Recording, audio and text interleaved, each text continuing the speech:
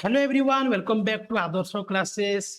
आज आम विचित्र विश्व बहिर तृतीय अध्याय खाद्यर रहस्य पाठर संपूर्ण प्रश्न उत्तर आलोचना करबा। वीडियो को शेष पर्यंत देखंतु। चैनल को सब्सक्राइब करनथिले सब्सक्राइब करी पाखरे थिबा बेल आइकन को क्लिक कर दियंतु, जहा फଳରେ हमर सबुजाक विषयर प्रश्न उत्तर वीडियो आम चैनल रे पाई परिबे। ठीक अछि, तो चलंतु आज आमे खाद्यर रहस्य पाठर संपूर्ण प्रश्न उत्तर आलोचना करिबा। वीडियो को शेष पर्यंत देखंतु। वीडियो को लाइक करिके निजर सांग मानक सह शेयर कर दियंतु। ओके,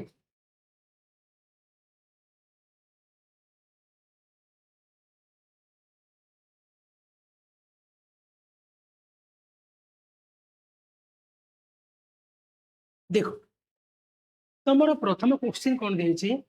प्रथम क्वेश्चन देछि केतेक खाद्य द्रव्य किछि सप्ताह धरी भल रहउता बेले आउ केतेक खाद्य द्रव्य खूब कम दिन रे नष्ट होई जाय काहेकि। हैला, प्रश्न आगु बुझ। प्रश्न कोन देछि केतेक खाद्य द्रव्य किछि सप्ताह धरी भल रहउता बेले आउ केतेक खाद्य द्रव्य खूब कम दिन रे नष्ट होई जाय काहेकि। काहेकि नष्ट होई जाय काहेकि ना, देखो काहेकि नष्ट होई जाय। देखो खाद्य द्रव्य नष्ट हेबार मुख्य कारण होउछि कोन, सेतरे थिबा जलीय अंश एवं वायुमंडलर तापमात्रा।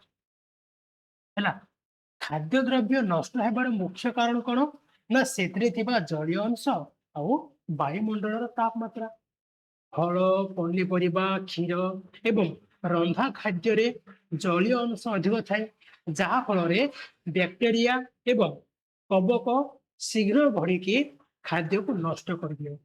किंतु सुखिला खाद्य जेमिति कि चाउल डाली आउ चीनी रे जलीय अंश नथिबारु से गुड़िक अधिक दिन भल रहे। हैला, तेबे हमर खाद्य द्रव्य नष्ट हेबार कारण कोन काहेकि ना खाद्य द्रव्यर कोन मुख्य कोन सेतिरे जलीय जलीय अंश आउ वायुमंडल तापमात्रा पे कोन खाद्य हमर नष्ट होते। ठीक अछि, फल पनीपरिबा क्षीर एवं रंधा खाद्यर जलीय अंश अधिक थाए, जहा फଳରେ बैक्टेरिया आउ कवक शीघ्र बढ़िकी खाद्य को नष्ट कर दियंती। किंतु सुखिला खाद्य जेमिति कि चाउल डाली चीनी रे जलीय अंश नथिबारु सेगुड़िक अधिक दिन भलरे रहे। ହେଲା, तापर प्रश्न जिबा। क्वेश्चन कोन दे देखो, तुमे 2 दिन पई एक क्षेत्र परिभ्रमण रे जाइछ, सांगरे लेबा पई 5टी खाद्य सामग्रीर तालिका कर, सेगुड़िक नष्ट न हेबा पई तुमे कोन करिवो। हैला, से प्रश्न रे कहिछ कोन, तुमे गोटिए क्षेत्र परिभ्रमण रे जाइछ, माने तुमे पिकनिक जाइछ, तुमे गोटे एक्सकर्शन जाइछ। हैला, तुमे पिकनिक जाइछ, तो सांगरे लेबा पई 5टी खाद्य सामग्रीर तालिका कर।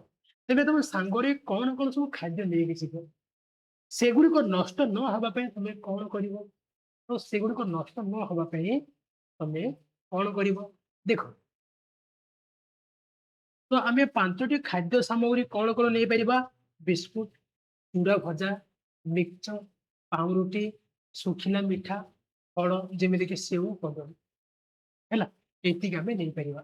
तो एमानको कोन एमानको आमे संरक्षित रखिया पे कोन करिबा ना खाद्य को वायु रोधक डब्बारे रखिबी। हैला, खाद्य को वायु रोधक डब्बारे रखी, माने कोन एमिति गोटे डब्बा रखिबी जोदरे कोन वायु प्रवेश करू नथिबो। हैला, रंधा खाद्य बदल रे सुखिला खाद्य नेबी, जहा शीघ्र नष्ट हबो नै।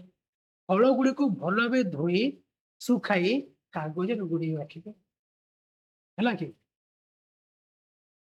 ये थिला तमरो 2 नंबर प्रश्न उत्तर। तापर जिबा आमे 3 नंबर। 3 नंबर रे कोन देछि देखो, जदि खाद्य संरक्षण करा जाई न पारिबो तेबे कोन हबो। जदि खाद्य को संरक्षण करा जाई न पारिबो तेबे कोन हबो। खाद्य संरक्षण बिना एक विश्वर कल्पना कर एवं एहार परिणाम विषय आलोचना कर। से कहिछि खाद्य जदि आमे संरक्षण करा करि परिबा नाही तेबे कोन हबो। आउ खाद्य संरक्षण बिना विश्वर कल्पना कर।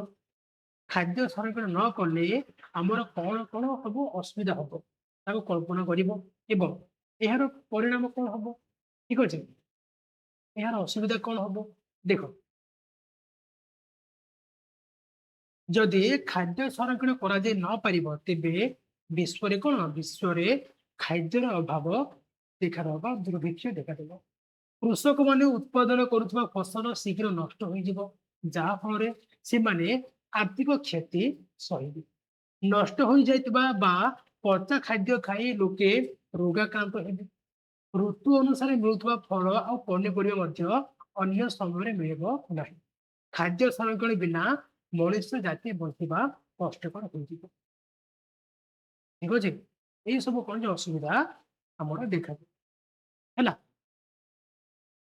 ତାପରେ ଯିବା 4 ନମ୍ବରକୁ କଣ ଦେଇଛି ନିମ୍ନଲିଖିତ ତଥ୍ୟ ଗୁଡ଼ିକୁ ମେଳ କର କ ସ୍ତମ୍ଭରେ ଥିବା ଖାଦ୍ୟ ସାମଗ୍ରୀକୁ କେଉଁ ଉପାୟରେ ସଂରକ୍ଷଣ କରିକି ଖ ସ୍ତମ୍ଭରେ ଥିବା ଉତ୍ପାଦ ସହିତ ମିଳିବ ତାହାକୁ ମାନେ କ ସ୍ତମ୍ଭରେ କେତେକ ଖାଦ୍ୟ ସାମଗ୍ରୀ ଦେଇଦେଇଛି ଖ ସ୍ତମ୍ଭରେ କଣ ସଂରକ୍ଷଣ ପଦ୍ଧତି ଦେଇଛି ଆଉ ଉତ୍ପାଦ ଗ ସ୍ତମ୍ଭରେ କଣ ଉତ୍ପାଦ ଦେଇଛି ମାନେ କେଉଁ ଉତ୍ପାଦ ସହିତ କଣ ସେମାନେ ମିଶିବେ ଦେଖ ଯେମିତି କି ଆମ୍ବ ଆମ୍ବ ଆମେ କଣ ଆମ୍ବ ତାକୁ ଖରାରେ ଶୁଖେଇବା ଶୁଖିଲେ କଣ ସେ ଆମ୍ବୁଲ ହବ ସେମିତି ପାମ୍ପଡ ପାମ୍ପଡ କଣ ଖରାରେ ଶୁଖିଲେ କଣ ସେ ଶୁଖିଲା ପାମ୍ପଡ ହେଇଯିବ ସେମିତି ବିଭିନ୍ନ ଫଳକୁ ଆମେ କଣ କରିବା ଦେଖ ଯେମିତି ଆମ୍ବକୁ ଖରାରେ ଶୁଖେଇଲେ କଣ ଆମ୍ବୁଲ ହେଇଯାଏ ପାମ୍ପଡକୁ ଖରାରେ ଶୁଖିଲେ କଣ ଶୁଖିଲା ପାମ୍ପଡ ହେଇଯାଏ ସେମିତି ବିଭିନ୍ନ ଫଳକୁ ଚିନି ଶିରାରେ ରଖିବା ତେବେ କଣ ସେ ଜେଲି ବା ଜାମ ହେଇଯିବ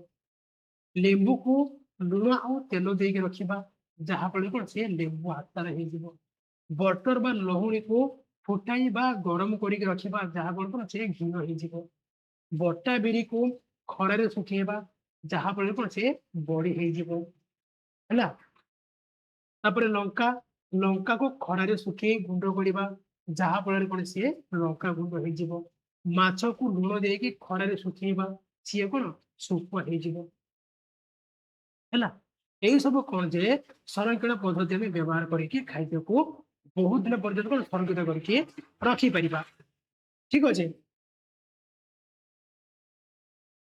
ତ ୟା ସହ ତମର ତୃତୀୟ ଅଧ୍ୟାୟ ଖାଦ୍ୟର ରହସ୍ୟ ପାଠର ସମ୍ପୂର୍ଣ୍ଣ ପ୍ରଶ୍ନ ଉତ୍ତର ସରିଲା ଆଶା କରୁଛି ଭିଡିଓଟି ନିଶ୍ଚୟ ରୂପେ ଭଲ ଲାଗିଥିବ ଯଦି ଭଲ ଲାଗି ତାର ଗୋଟେ ଲାଇକ୍ କରନ୍ତୁ ଆଉ ଏମିତି ତମର ସବୁଯାକ ବିଷୟର ପ୍ରଶ୍ନ ଉତ୍ତର ଭିଡିଓ ପାଇବା ପାଇଁ ଚ୍ୟାନେଲକୁ ସବସ୍କ୍ରାଇବ କରି ପାଖରେ ଥିବା ବେଲ୍ ଆଇକନକୁ କ୍ଲିକ୍ କରିଦିଅନ୍ତୁ ଭିଡିଓକୁ ଲାଇକ୍ କରିକି ନିଜର ସାଙ୍ଗମାନଙ୍କ ସହ ସେୟାର କରିଦିଅନ୍ତୁ ଆଜି ପାଇଁ ଏତିକି ପୁଣି ଦେଖା ହବ ନେକ୍ସଟ କ୍ଲାସରେ ଧନ୍ୟବାଦ